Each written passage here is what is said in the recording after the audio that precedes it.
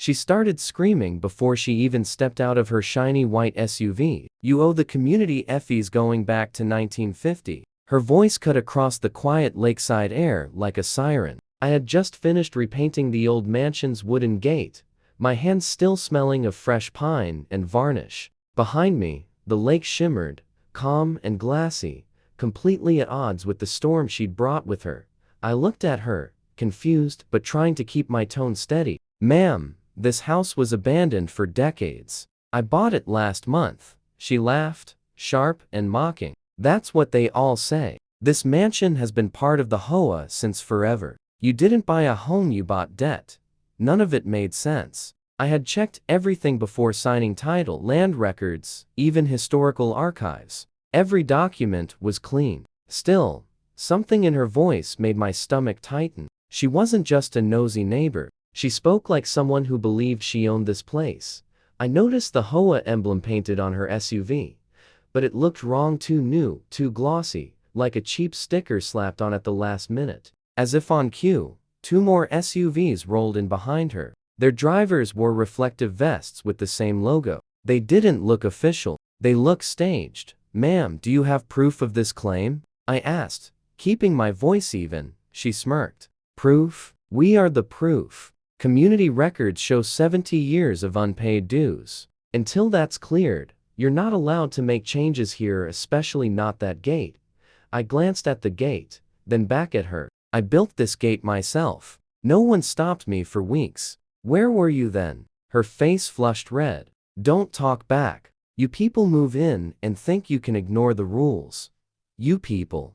The words landed hard. I almost asked her what she meant, but she raised her walkie-talkie instead. "Send in the patrol. He's being non-compliant." I took a step back. Non-compliant with what law? Before she could answer, one of the SUVs pulled closer. Through the window, I caught a glimpse of something that made my chest tighten. Files. Dozens of them, names written in red marker. My name sat right on top.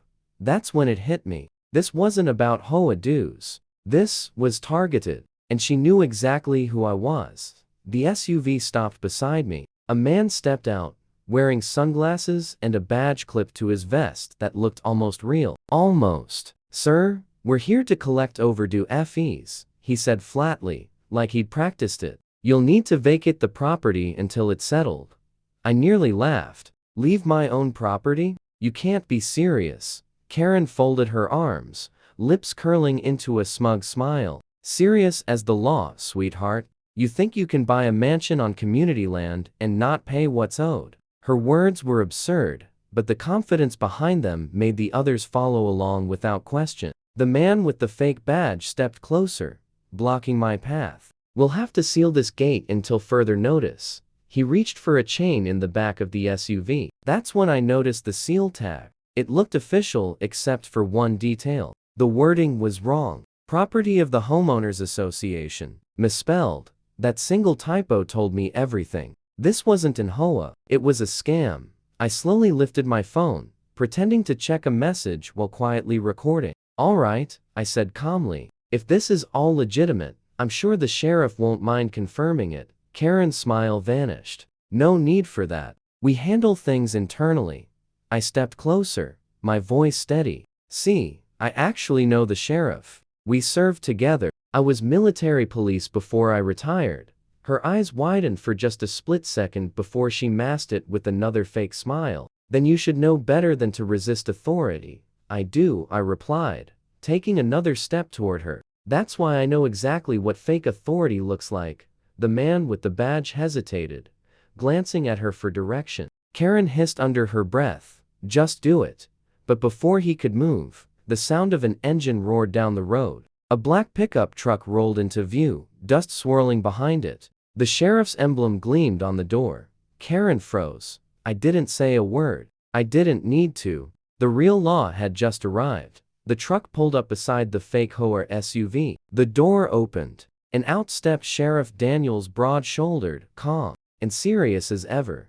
The man had once been my superior officer, back when I served in the military police. He took his time, eyes moving calmly across the scene, the fake uniforms. The chain stretched across my gate, And Karen standing there like she owned the shoreline. "Morning," he said in that low, steady voice I remembered well. "Mind telling me what's going on here?" Karen snapped into performance mode instantly. She plastered on a smile that never touched her eyes. "Oh, thank goodness you're here, Sheriff. This man," she jabbed a finger at me, "broke into community property. He refuses to pay 70 years of overdue HOA fees. We were just enforcing the rules."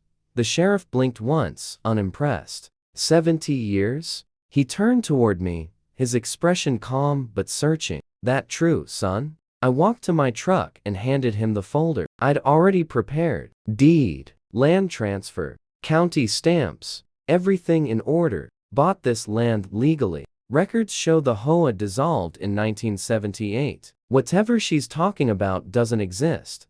He flipped through the papers carefully, then looked back at Karen. "You're saying this man owes dues to an HOA that hasn't existed in over 40 years? Her smile faltered. "Well, we revived the association. We're just trying to keep the community organized."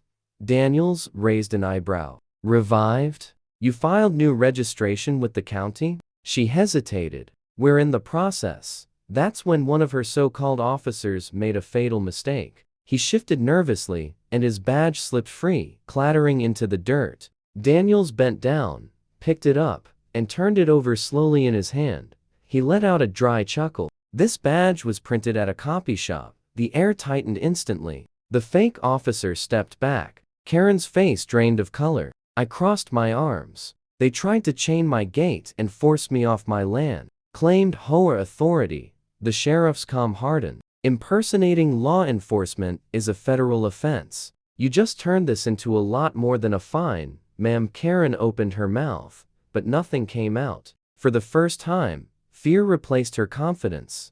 Daniels turned back to me. "You've got cameras?" "Everywhere," I said. "Even caught their SUV plates." "Good," he replied. "Let's make sure the county attorney sees them." One of the fake officers started inching toward the vehicles, but Daniels raised a hand. "Nobody leaves." Karen shot me a look filled with pure hatred. "You think this is over? You don't know who you're messing with." I smiled faintly. "Oh, I think I do. You're the one who just messed with the wrong veteran." For the first time since I bought the mansion, I felt like it truly belonged to me. But deep down, I knew the story wasn't finished yet. Karen's voice cracked as deputies began searching her SUV. Her fake whole world unraveled piece by piece. Forged letters, fake payment notices, envelopes already addressed to other homeowners around the lake. Daniels held one up. "Looks like you've been collecting a lot of money for an HOA that doesn't exist." Her voice dropped to a whisper. "It was for the community," he sighed. "Lady, you're the community problem." They cuffed her right there in front of the gate she claimed to control. She tried one last spin. "You can't arrest me. I was protecting property values." I stepped forward, calm and steady. "You were extorting your neighbors and trespassing on my land."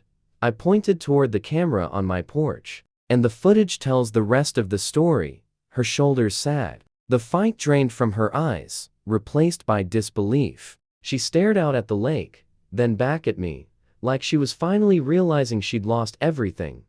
The sheriff handed my deed back and smiled slightly. "Looks like this place finally has the right owner again."